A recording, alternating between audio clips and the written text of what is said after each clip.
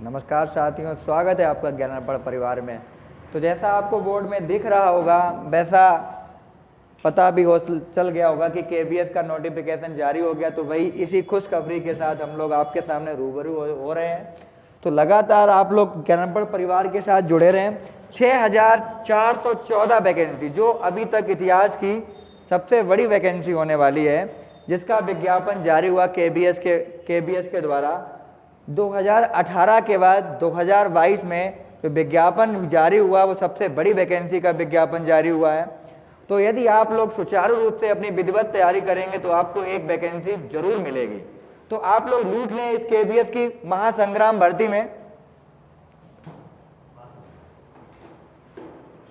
तो कहना चाहूंगा कि केबीएस के द्वारा जो विज्ञापन जारी किया गया 6414 वैकेंसी का विज्ञापन जो जारी किया गया है, इस विज्ञापन को लेकर मैं इसके बारे में कुछ बेसिक जानकारियां हैं वो मैं आपको बताने के लिए आया हूं। तो देख लें कि इसका पहले तो बात यही है कि 5 दिसंबर से इस भर्ती का फॉर्म फिलअप होना शुरू होंगे। लास्ट जो तारीख जो रहेगी आपकी लास्ट वो 26 दिसंबर तारीख रहेगी। तो आइए हम लोग पहले इसका विस्तृत जो नोटिफिकेशन है वो चर्चा कर लेते हैं। इसके बाद केबीएस के सिलेबस के बारे में चर्चा करते हैं।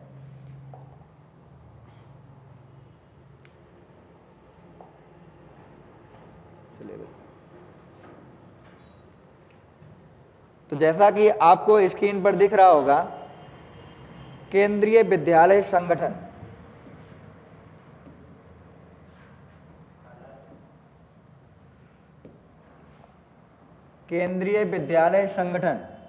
के द्वारा जो विज्ञापन जारी किया गया है, direct recruitment for the post of primary teacher इन केंद्रीय विद्यालय संगठन।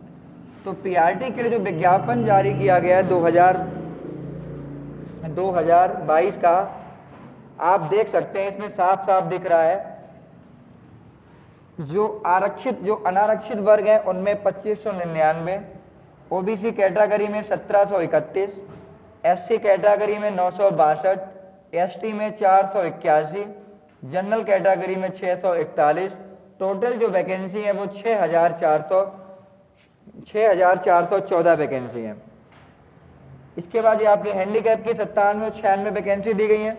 एक इंपॉर्टेंट बात आपको यह बताना चाहूंगा कि जो बीएड के जो कैंडिडेट हैं वो इस फॉर्म को अप्लाई तो कर सकते हैं, लेकिन जो इनका जो रिजल्ट है वो अंडर सुप्रीम कोर्ट के रहेगा कि जो बीटीसी और बीएड का जो विवाद चल रहा है और सुप्रीम कोर्ट जो हमारा इसकी सुनवाई कर रहा है, ये सारा जो मैटर जो अधीन रहेगा वो किसके अंडर रहेगा?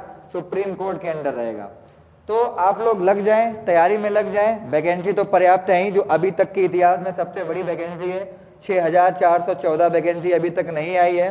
तो पीआरटी में ये वैकेंसी है। इसके बाद कुछ टीजीटी पीजीटी में भी वैकेंसी आई हुई है। तो टीजीटी का अगर आप देखना चाहेंगे तो सब्जेक्ट वाइज वैकेंसी देख लें आप लोग। जो दिखाया गया है टीजीटी और पीजीटी का, direct recruitment for the post of assistant commissioner, principal, vice principal, PGT, TGT, librarian and non teaching post in Kendriya Vidyalaya संगठन। तो सभी की ये वैकेंसियां दी गई हैं। टीजीटी में भी आई हैं, पीजीटी में भी आई हैं, लाइब्रेरियन की वैकेंसी आई है, नॉन टीचिंग पोस्ट की भी वैकेंसी आई हुई है। तो मेन जो आज हमारा चर्चा का जो विषय रहने वाला है वो पीआरटी को लेकर चर्चा का विषय रहने वाला है। इसके हम लोग आज सिलेबस के बारे में चर्चा करेंगे कि क्या कैसे स्ट्रेटजी बनानी है, किस पोर्शन पर हमको ज़्यादा पकड़ करनी है। मान के चलें कि पिछली बार जो कट ऑफ गया था वो लगभग 105 के आसपास कट ऑफ गया। तो इस साल यदि देखेंगे कि लगभग 3 से 4 साल वैकेंसी नहीं है, 18 के बाद केबीएस की कोई भर्ती नहीं आई है। तो विद्यार्थियों की जो संख्या में इजाफा तो हुई है। तो कह सकते हैं यदि आप 110 ले आते हैं तो सेफ जोन रहेगा। तो आपको ज़्यादा तो नहीं स्कोर करना है। 110 115 के आसपास जो भी स्टूडेंट कर जाएगा वो एक केंद्रीय विद्यालय में नौकरी ले जाएगा। और केंद्रीय विद्यालय के बारे में पता सबको हो गई, एक अच्छी जॉब है जिसमें सब कुछ मिलता है, एक सेंट्रल लेवल की जॉब है। तो इसमें यदि आपका सिलेक्शन हो जाता है तो आपकी उम्मीदों के लिए बहुत अच्छा रहेगा, आपके आने वाले भविष्य के लिए बहुत अच्छा होगा। आगे पता नहीं किस विभाग में भर्ती होगी या नहीं होगी, ये तो आपको भर्ती का मिल ही गया है। तो इसके लिए आप लोग जुट जाएं।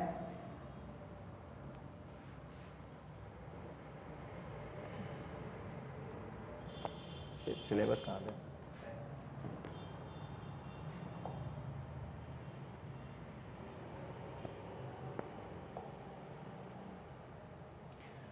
आइए हम लोग सिलेबस पे थोड़ी चर्चा कर लेते हैं। तो जैसे पार्ट 2 बनाए गए हैं सिलेबस में, पहला आपका रहता है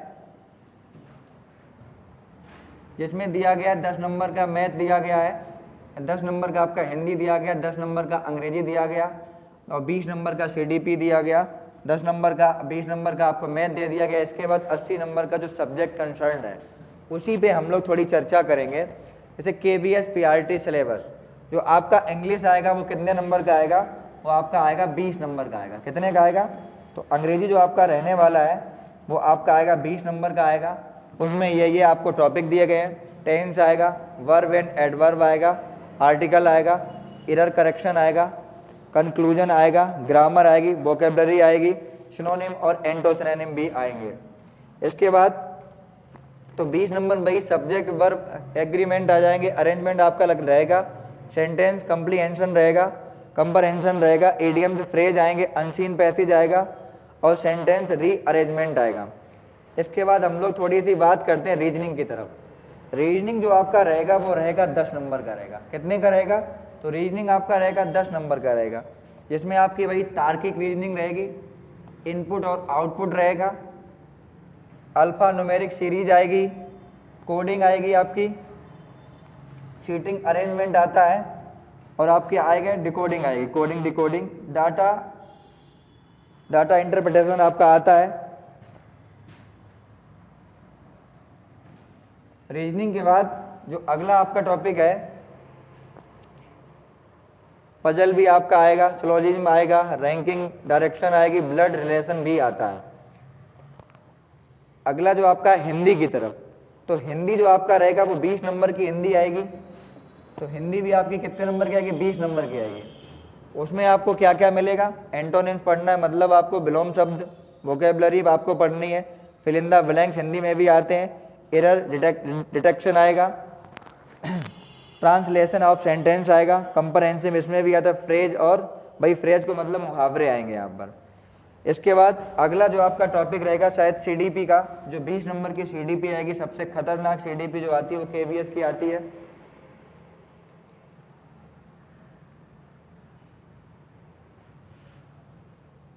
कंप्यूटर के 10 नंबर का आता है, तो कंप्यूटर भी आपको देखने को मिलेगा 10 नंबर का देखने को मिलेगा।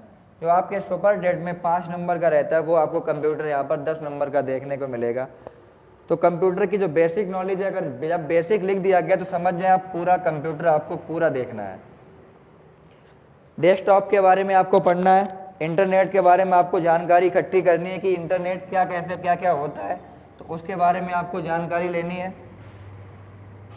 अगला जो आपका है कंप्यूटर की हिस्ट्री के बारे में देखना कि कंप्यूटर को क्या कैसे हुआ, वर्ड प्रोसेसर के बारे में जानना है, फॉर्मेटिंग वर्ड के बारे में जानना है, डॉक्यूमेंट आपको पढ़ना है, वर्ड प्रोसेसर के बारे में भी आपको जानना है, ये पावर पॉइंट के बारे में आपको पढ़ना है, यूजिंग पेन और ब्रश के बारे में जानना है। अगला जो आपका जो टॉपिक है वो आपका है जीएस पोर्शन का। तो जीएस यहाँ पर 30 नंबर की आती है।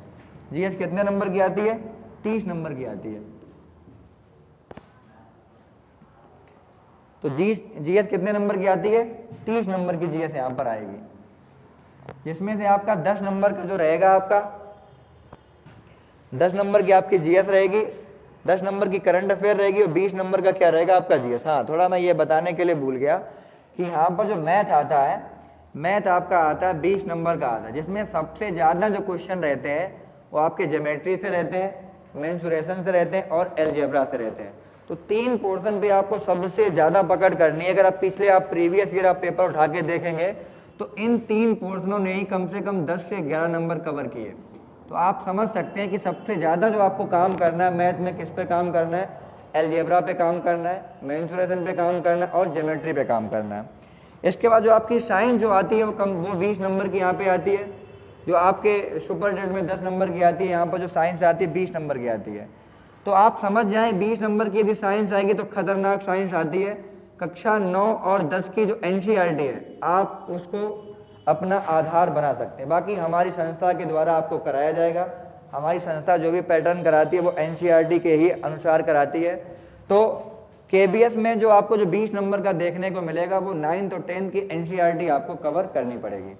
इसके बाद आगे हम लोग चलते हैं, जो बात कर रहे थे 30 नंबर का जो जीएस का पोर्शन दे रखा है, जिसमें से 10 नंबर का तो आपकी करंट अफेयर आएगी और 20 नंबर में ईवीएस का दिया गया। 10 नंबर की आपकी करंट अफेयर आएगी और 20 नंबर में ईवीएस, जिसमें से कुछ क्वेश्चन पॉलिटी से भी पूछते हैं, एक दो क्वेश्चन आपके हिस्ट्री से भी रहते हैं, ज्योग्राफी से भी 2-3 क्वेश्चन पूछते हैं, लेकिन जो पॉइंट दिया गया वो ईवीएस करके दिया गया, लेकिन फिर भी आपको 20 नंबर में सारा कुछ पढ़ना है। तो 30 नंबर की यहाँ पर क्या आती है, आपका जीएस का पोर्शन जो रहेगा आपका वो 30 नंबर का रहेगा। सारा हमने बता रखा है क्या क्या आएगा। इंडियन कॉन्स्टिट्यूशन के बारे में आपको जानना है, ज्योग्राफी के बारे में जानना है, इंपॉर्टेंट जो फाइनेंशियल मतलब इकोनॉमी आपकी क्या है उसको आपको जानना है, साइंटिफिक जो आपकी रिसर्चें हुई हैं, खोजें हुई हैं, उनको भी आपको पढ़ना है, अपने देश के जो कल्चर हैं उनके बारे में आपको जानना है, जनरल पॉलिटिक्स के बारे में पढ़ना है, करंट अफेयर आपकी जो आएगी नेशनल और इंटरनेशनल जो 10 नंबर में आपकी आएगी, स्पोर्ट्स के भी बारे में आपको जानना है, knowledge of current events, economy जाननी है, बैंकिंग के बारे में जानना है। तो अब जो अपना जो महत्वपूर्ण टॉपिक है पेडागोजी सेक्शन, जो आपका आएगा 20 नंबर का आएगा। 2018 से 1-2 पेपर में इसको 40 नंबर का भी दिया गया था, लेकिन जो 18 में पेपर हुआ था वहां पर जो पेडागोजी का सेक्शन आया था वो 20 नंबर का ही आया था। अगर आप सिलेबस उठा के देखेंगे तो वहां पर सिर्फ 4 ही टॉपिक दिए गए, लेकिन 4 टॉपिक के यदि आप अंदर देखेंगे तो कई जगह से क्वेश्चन पूछे जाते हैं। तो पेडागोजी में आप ये देख लें हमको जानना क्या क्या है। तो पहला जो टॉपिक है आपका childhood and development of children, मतलब बाल विकास के बारे में आपको जानना है कि बाल विकास से क्या क्या क्वेश्चन बन सकते हैं। तो यदि आपको देखा जाए तो हमारी जो ऑफलाइन की क्लास हुई थी वहां पर आप उठा के देखेंगे तो लगभग बाल विकास के बारे में संपूर्ण बताया गया। तो पहला आपका टॉपिक रहेगा चाइल्डहुड एंड डेवलपमेंट के बारे में आपको पढ़ना है, मतलब बाल विकास के बारे में जानना है। अगला क्या आपको सोशल एंड इमोशनल, मतलब जो भी ये सारे जो पॉइंट आएंगे वो किसके अंतर्गत आएंगे, बाल विकास। और बाल विकास को जब आप अच्छे से जानेंगे तो बच्चे का शारीरिक विकास, बच्चे का मानसिक विकास, बच्चे का सामाजिक विकास कैसे होता है, तो ये सब किसके अंतर्गत आएगा, ये सब बाल विकास के ही अंतर्गत आएगा कि बच्चे के अंदर संवेगात्मक विकास होता है तो किस अवस्था में क्या फर्क पड़ते हैं, जब बच्चे में सामाजिक विकास होता है तो किस अवस्था में क्या चेंजेस आते हैं, बच्चे में जब मानसिक विकास होता है तो किस अवस्था में क्या चेंजेस आते हैं। तो इसके बारे में आपको जानना है बाल विकास में। अगला क्या एजुकेशन एंड करिकुलम के बारे में आपको जानना है, पाठ्यक्रम के बारे में आप शिक्षण और पाठ्यक्रम के बारे में आपको समझना है। लर्निंग के बारे में दिया गया, अधिगम चैप्टर पूरा दिया गया, अधिगम के सिद्धांत दिए गए, क्या क्या प्रॉपर्टीज बन सकती है, कौन कौन से सिद्धांत तुम्हें पढ़ने, तो वो हमारी संस्था के द्वारा सारा कुछ कराया जाएगा। इसके बाद अगला जो पॉइंट आपका दिया गया है लैंग्वेज के बारे में बताया गया कि भाषा के जो 4 आपके दिए गए कौशल दिए गए, कैसे आप क्या करते हैं, 4 कौशल को भी 2 कौशलों में बांटा गया, उनके बारे में आपको विस्तृत नॉलेज आपको जाननी है। टीचिंग के बारे में दिया गया, प्लानिंग के बारे में दिया गया और क्लासरूम जो मैनेजमेंट, कि आप स्कूल को जो स्कूल के संस्था का जो व्यवस्था का जो ढांचा दिया गया एनसीएफ 2005 के अनुसार वो आपको जानना है। स्कूल एंड सोसाइटी, विद्यालय और समाज के बारे में आपको पढ़ना है। तो लगभग अगर देखा जाए तो ये नीचे वाला जो पोर्शन जो आप सीटेड में किया होगा, बस यहाँ पर थोड़ा सीटेड से विस्तृत रूप दिया गया, तो उस रूप को हम लोग जानेंगे और ज़्यादा कोई सिलेबस हार्ड नहीं है। यदि आप लगे रहे, लगभग इसका पेपर जो है फरवरी और मार्च के महीने के आसपास होने की प्रबल संभावना है। बाकी देखते हैं कि 5 दिसंबर को जो विस्तृत नोटिफिकेशन आता है उसके बाद फिर हम आपके सामने रूबरू होंगे।